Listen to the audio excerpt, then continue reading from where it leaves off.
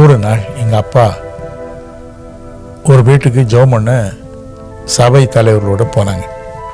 அங்கே ஒரு பையன் ரொம்ப பரிதாபமாக அப்படியே சாகிற நிலைமையில் இருக்கிறான், லாஸ்ட் ஸ்டேஜஸில் இருக்கிறான். எல்லோரும் முழங்கால் போட்டு ஜெபம் பண்ணாங்க. அப்போ ஒருத்தராவது இந்த பையன் சுகம் பெற்று எழணும்னு ஜெபம் பண்ணலை. ஆண்டவரே இந்த பையனுடைய பெற்றோரை ஆறுதல் படுத்தும், தேர்தல் படுத்தும், அப்படி தான் ஜெபம் பண்ணாங்க. இது கேட்டுகிட்டே இருக்கும்பொழுது எனக்குள்ள ஒரு எண்ணம், அமெரிக்க ஐக்கிய நாட்டில் பிரதர் ஆஸ்பன் இருக்கார், ஓரல் ராபர்ட்ஸ் இருக்கார், வில்லியம் பிரென்ஹாம் இருக்கிறார். அவங்கெல்லாம் பெரிய பெரிய அற்புதங்களை செய்கிறாங்க. இந்த பையனை இப்போ பார்த்துருந்தா நீ உயிரோடு எழும்புன்னு சொல்லியிருப்பாங்க. இப்படிப்பட்ட மக்கள் இந்த உலகத்தில் இல்லையே அப்படின்னு எனக்குள்ள பெரிய பாரம். ஒரு பக்கம் எவ்வளோ அனுபவங்கள் எனக்கு இருக்குது, ஆனாலும் எனக்குள்ள அந்த அதிகாரம் இல்லை, வல்லமை இல்லை, இவனை எழுப்பலாம்ங்கிற அந்த நம்பிக்கை இல்லை. அப்போ நான் ஜெபம் பண்ணேன், ஆண்டவரே நீர் மேல் நாட்டில் இப்படிலாம் வச்சிருக்கிறீரே, எங்கள் நாட்டில் இப்படிப்பட்ட மக்களை நீர் எழுப்பக்கூடாதா? ஒரு எலியாவை எழுப்பக்கூடாதா? ஒரு எலிசாவை எழுப்பக்கூடாதான்னு கண்ணீரோடு ஜெபம் பண்ணுறேன். எங்கள் அப்பாவும் மற்றவங்களும் வேறு விதமாக ஜெபம் பண்ணுறாங்க.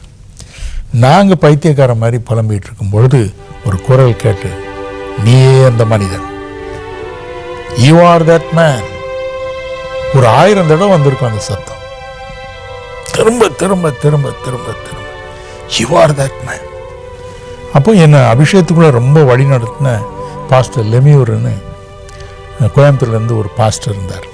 அப்போ அவர்கிட்ட கேட்டேன், இந்த மாதிரி எனக்கு ஒரு அனுபவம். அவர் சிரிச்சுக்கிட்டே சொன்னார், தம்பி 1 கொரிந்தியர் 12:8 முதல் 10 வரை படித்து பாருங்கள், அதில் 9 வரங்கள் இருக்குது. இனி அடுத்தபடியாக ஆண்டவரை என்னை அபிஷேகம் பண்ணினீர், உங்களுக்கு கோடாகோடி ஸ்தோத்திரம், ஆனால் எனக்கு வல்லமை இல்லையே, அற்புதங்களை செய்ய வல்லமை இல்லையே, எனக்கு தயவுசெய்து இந்த 9 வரங்களையும் தார் அப்படின்னு கண்ணீரோடு கெஞ்சுங்க, ஆண்டவர் கொடுப்பார். அப்போதான் நான் இந்த வரங்களை பற்றி திட்டமும் தெளிவுமாக அறிந்து அதன் பிறகு அதற்காக ஜெபம் பண்ண ஆரம்பித்தேன். அப்போது ஒரு நாள் என்னுடைய ஆஃபீஸ்க்கு ரொம்ப அர்ஜென்ட்டாக நான் போயிட்டு இருந்தேன்.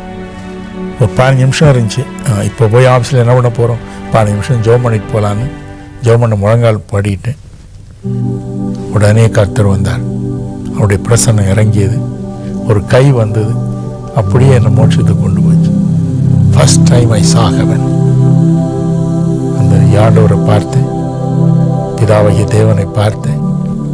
அது பல மணி நேரங்களாகவும் சொல்ல, இறுதியில் கர்த்தரனை ஆசீர்வதித்தார். இந்த 9 வரங்களையும் கொடுத்து என்னை ஆசீர்வதித்தார். என்னை கேட்டார், what to you want? Lord, I want the 9 gifts of the Holy Spirit. So திரும்பி வந்து பார்க்கும்போது ஏறக்குறைய 1.5 மணி நேரம் பூமியில் இல்லைன்னா, 1.5 hours இங்கே இல்லை.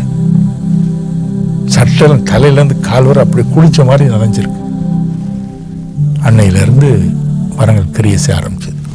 அப்போது நான் என்ன சொல்கிறேன்னா, இவன் செய்யக்கூடிய ஊழியத்தை செய்யட்டும்.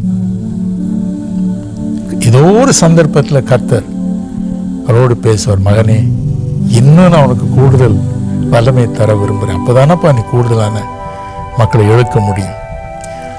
அவங்களுக்கு ஒரு சந்தர்ப்பத்தை கொடுப்பார். ஐயோ, நான் இவ்வளவு பேர் இன்னும் ஆண்டவரை பற்றி அறியாமல் இருக்கிறாங்களே, கேளாமல் இருக்கிறாங்களே, நான் தானே பொறுப்பு அப்படிங்கிற எண்ணம் வரும். அந்த பாரத்தை போடுவார், ஆண்டவர் கொடுப்பார். அப்போ ஒரு ஊழியன் பிரகாசிக்கிறதுக்கு நீங்கள் சொல்லுகிற உங்களை அனுபவத்தை வைத்து பார்க்கும்போது ஜெப ஜீவியம் மிக மிக முக்கியம்.